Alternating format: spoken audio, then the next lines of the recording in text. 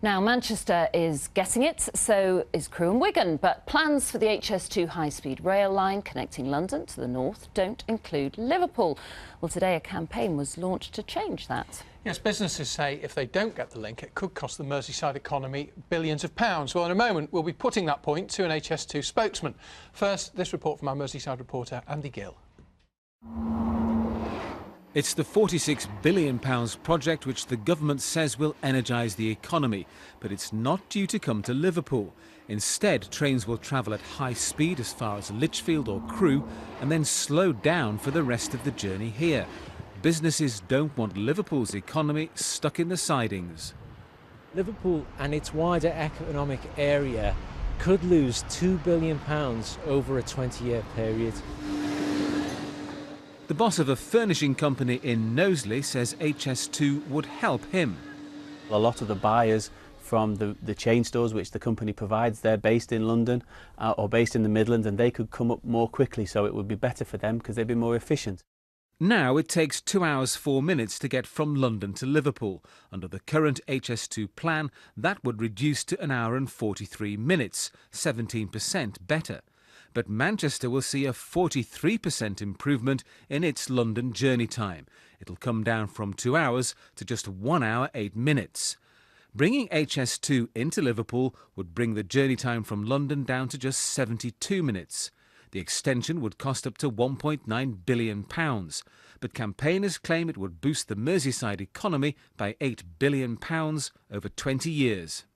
If the proposals as envisaged go ahead, it will be worse for Liverpool than the current situation. HS2 will push other cities up and away, and it'll actually hold Liverpool's head under the water. If the line were extended, the question arises who would pay for it.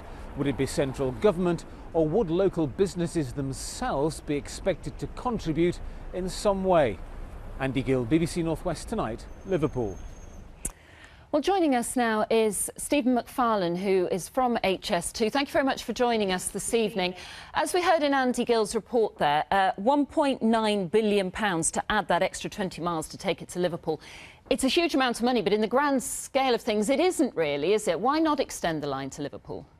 Well, I think it's very important to stress early on that we are connecting HS2 to Liverpool. We've got that connection either at Lichfield or Crewe.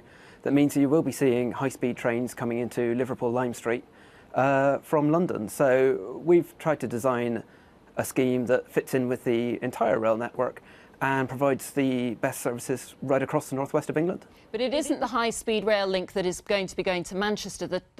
They will slow down from Crewe onwards, won't they? And I think people in Liverpool think that they're going to miss out in the way that Manchester and other cities won't. Well, I mean, I think it's absolutely correct that trains would travel at high speed as far as Crewe and then continue on onto the existing network. Obviously, we're very pleased that places like Liverpool are entering the debate about high-speed rail. Obviously, they're looking at the benefits potentially to Manchester and to Leeds and other places along the route, and want to ensure that they don't miss out on those benefits. And we're very pleased that they're entering the debate about that. And I'm sure ourselves and the government will be looking at those proposals. So are you saying that there is a likelihood at some point the line could be extended to Liverpool? Well, at this stage, we've been consulting on a line from London through the Midlands to the northwest, obviously linking into Liverpool. We'll look at any proposals that come through to us, and I'm sure the government will as well, and take account of those and come to a conclusion. If I could just ask you a slightly separate question that was in the papers today about the warts and all report into whether the actual HS2 scheme is value for money. That report seems to have been blocked from release by the Transport Secretary, so it's not being made public. Why is that? Well, those are decisions from ministers. As far as we're concerned in HS2, the scheme is value for money. It's an important major piece of infrastructure for the transport system, and we're ploughing on very quickly in delivering this project and determined to deliver it on time and on budget. OK, Steve McFarlane, thank you very much for joining us this evening. Thank you.